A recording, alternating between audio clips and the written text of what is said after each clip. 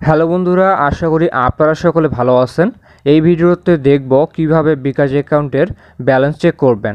ভিডিওটি দেখার পর যে কোনো ফোন দিয়ে, যেমন বাটন ফোন অথবা অ্যান্ড্রয়েড ফোন, যে কোনো এক ধরনের ফোন ব্যবহার করে বিকাশের ব্যালেন্স দেখতে পারবেন।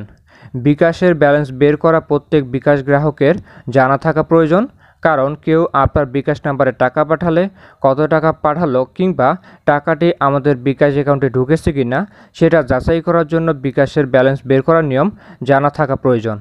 এছাড়াও আরও অনেক কারণ হতে পারে, যেমন অনেকে সরকারি ভাতা বিকাশে পেয়ে থাকে, অনেক সময় এসএমএস আসে না কবে টাকাটি ঢুকেছে। আমরা হয়তো ভাবি আমাদের বিকাশে এখনও টাকা ঢুকে নাই। এই ভুলটা এখন থেকে আর হবে না। সবার প্রথমে ফোনে ডায়ালার ওপেন করবেন। বাটন ফোন দিয়ে ব্যালেন্স চেক করার জন্য কিবোর্ড থেকে তুলবেন *247#।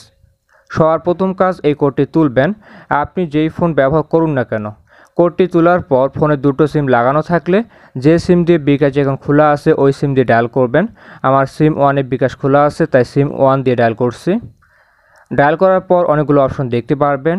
9 নম্বরে মাই বিকাশ অপশন দেখছেন, আপনি কিবোর্ড থেকে 9 তুলবেন। 9 তোলার পর সেন্ডে ক্লিক করবেন।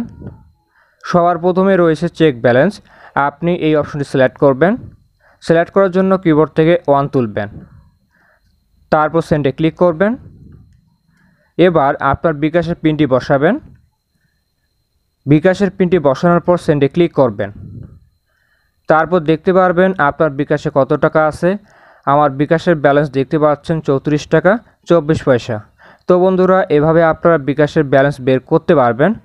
আপনি যদি বিকাশ থেকে কিভাবে ক্যাশ আউট করতে হয় সেটা জানতে চান, তাহলে ভিডিওর ডেসক্রিপশন বক্সে ওই ভিডিওটির লিঙ্ক পেয়ে যাবেন। লিঙ্কে ক্লিক করে ভিডিওটি দেখতে পারেন। ভিডিওটি ভালো লাগলে লাইক, কমেন্ট এবং শেয়ার করতে পারেন। ধন্যবাদ।